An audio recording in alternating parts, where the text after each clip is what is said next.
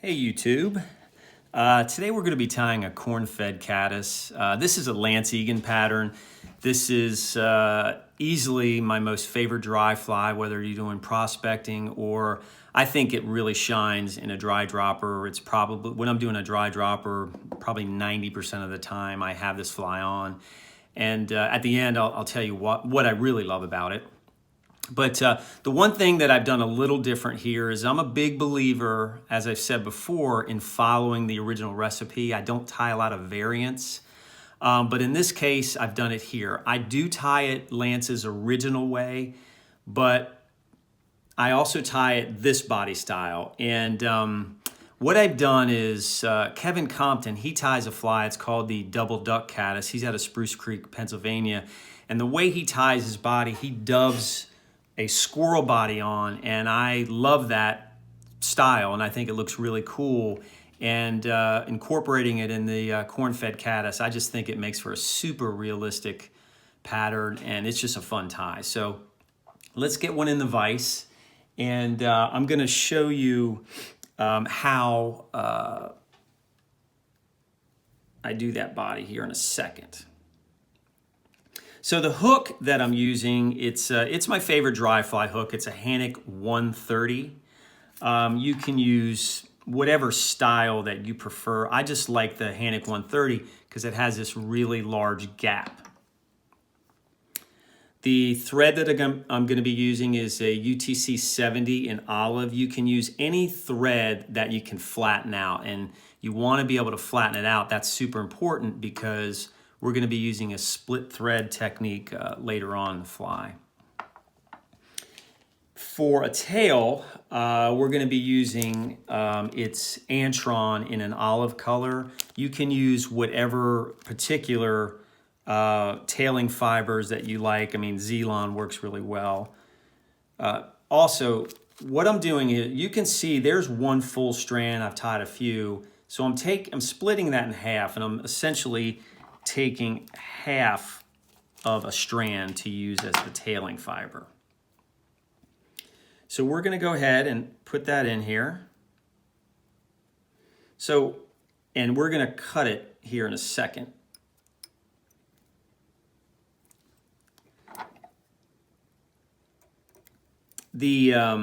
For the length of the tail, man, I can't get my fingers to work this morning.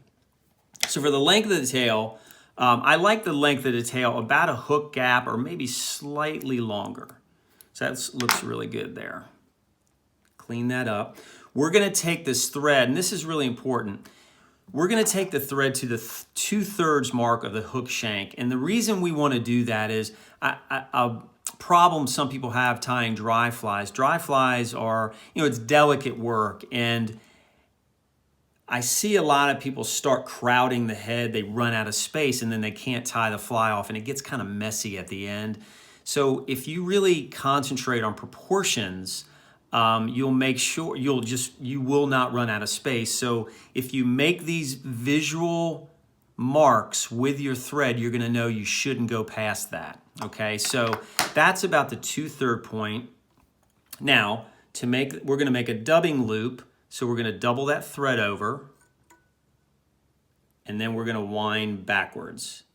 You don't have to go all the way back right now.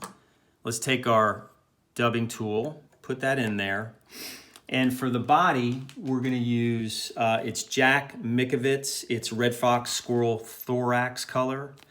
It's got a little Antron in there. This is, I think Jack Mickievics makes awesome squirrel dubbing. I really, really love it.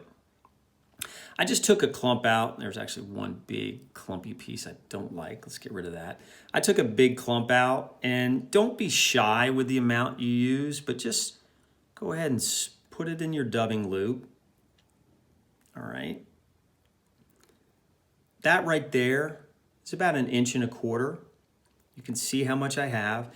We're going to spin a really tight noodle. That's pretty tight. You see how bushy and buggy that is? Go ahead and strum that like a guitar, and you can see all those fibers bouncing out there. And that's good. You want it really, so wind that back, and then we're going to wind this back forward, stop at the 2/3. And now just take your time putting this on the body, and you want each wrap in front of the last wrap.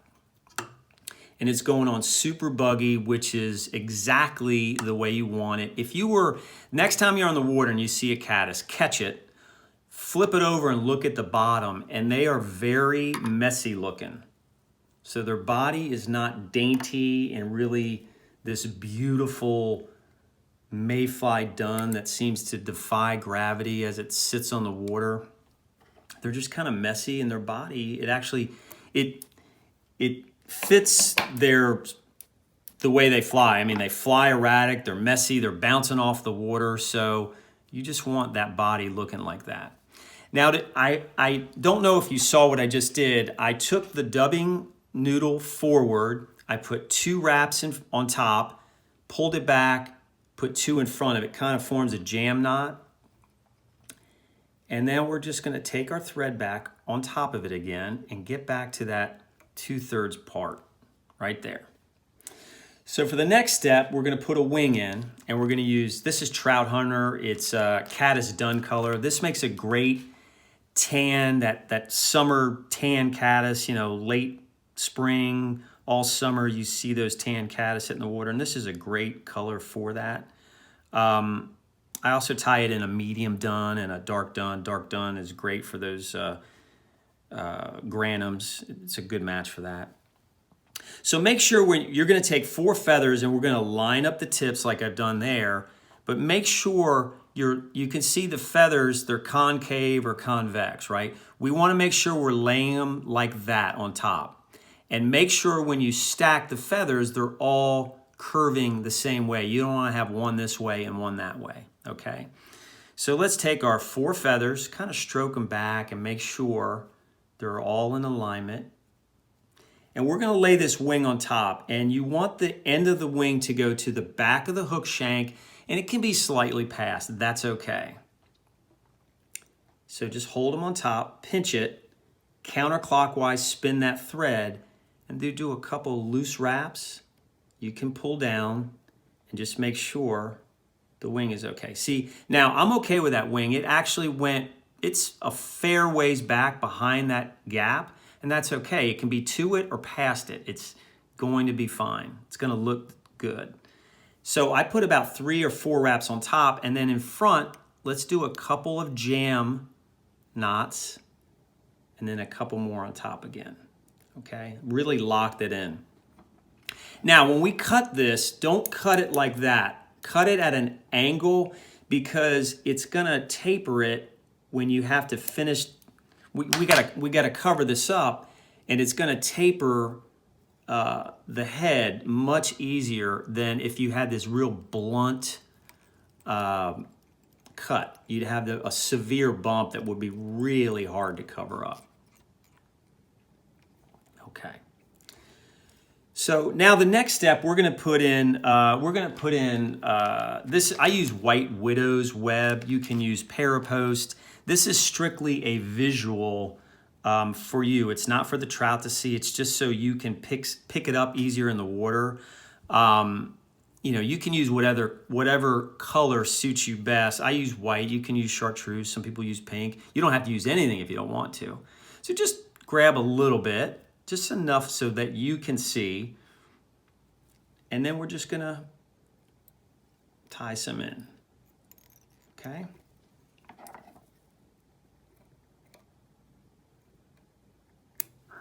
Cut it off. And then we're just gonna clean this head up again.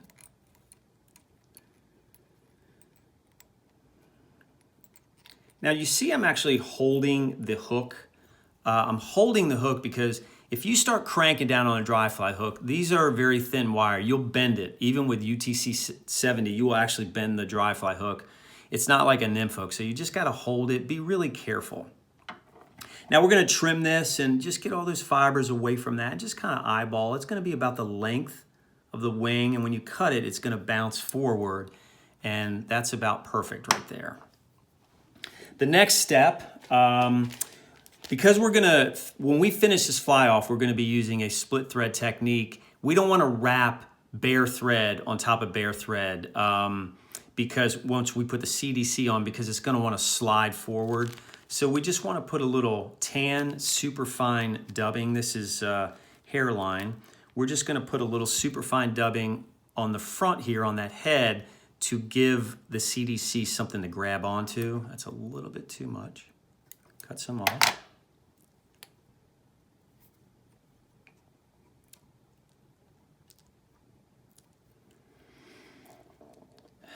So go ahead and wind that up there. It doesn't have to look pretty. It's just helping us here. Now, for the split thread, so what you're going to do, the next step is, I've already prepared it, but I'll show you here. You're going to take two CDC feathers, the same kind. You're going to lay them on top of one another like that, and then we're going to take our clip it, cut the stem out, and then you've got that, okay? So once again, we're just taking two CDC feathers, I might have said that really fast, lay them on top of one another, and then we're just going to cut out that stem, keep it in the clip. So in order to do a split thread technique, counterclockwise spin the thread. It's going to flatten it out. Now, I like to use a needle, and I'll show you why. Because you've got to take this here's the bodkin. Some people use bodkins. I like the needle because you can see there's a big difference in the diameter, especially at the point, because we need to take this point, poke into the thread to split it, and it is just much easier when you have a smaller needle. So counterclockwise spin that thread, and now you see how I stroke this thread back with the needle, and you see how it flattens out? It's just much easier to do that. So flatten it out, take the needle, stick right in the middle as I miss it. So stick right in the middle of the thread, and then you can split it. Now, if it's not right in the middle, that's okay. It doesn't have to be in the middle. You just need to split it, okay? Take your CDC, try to get it as close as possible to the front. Now, we're gonna take it, lay it over our index finger, and we're gonna spin it clockwise. And just let it keep spinning, and then you'll see if you start going down, you'll see it starting to spin like that. You know you've spun it well.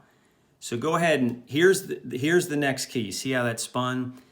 Now pinch it right here, take your fingers and slide it up to the CDC, and you see how that really spun hard. So it's corded really well. Roll up the excess on your bobbin. Now strum this like a guitar. Get those loose fibers out, and now we're just gonna wrap this. Now, with each wrap, pull back. And you might say, God, this is a ton of CDC going on the head, and we actually want that. We want this almost messy head. See, I think that looks awesome. And look, we still have tons of room here left over to finish this fly off. Now, here is something that I do that I really like. A lot of people take a whip finish tool and whip finish it off. You can do that. The only problem that I've run into is sometimes when you're trying to whip finish off a dry fly, it wants to slip off the front eye of the hook. So what I do is I take a half hitch tool and I just put a couple half hitches in. Really simple. It doesn't slide off. Boom, it's in there. Now I'm gonna I do this to all my dry flies. I take a little brushable super glue, brush it on the thread. Don't go overboard like I just did. Now make sure you stroke these fibers back, and now it's okay, one just got caught up in there. Actually, let's do this right, take our time. We're not in a race. So now we're just gonna wrap this around. And when you got all that super glue on there, and just hold 1, 2, 3, 4, 5. It's set in there. Now I got all kinds of stuff rolling around. Just clip that off. And that's done. For the last step, I'm just gonna take a dubbing brush, and now we're just gonna get all these fibers going backwards. It kind of untangles the fly, makes it look nice and pretty. And there you go. there's your corn-fed caddis. These these flyers sticking out, don't cut them. These things look awesome. When it hits the water, it just kind of sticks out. They kind of, they look like legs or antenna on the water. This is a fish killer. Now, the one reason I love this fly for dry dropper, I use a micro leader. I use a very thin European leader, and CDC, when you cast it, it's very aerodynamic. It actually folds back on itself. You can see that. So when you're casting a thin leader, and don't let anybody tell you you can't throw a dry dropper with a thin leader. I mean, my leader is 4X. Throws it easily, suspends a 2.3 millimeter bead. This is a size 14. All day you can cast dry dropper. And the one thing you can't do with a micro leader is throw a very wind resistant fly, like a large mayfly with a big hackle or a chubby Chernobyl, something like that. It makes it really difficult. But this, and quite honestly, I mean, this thing looks so buggy. You would be surprised when fish are looking up and you're just trying to suspend a nymph through a run by using a dry dropper. Boy, if they're looking up, this thing looks so irresistible.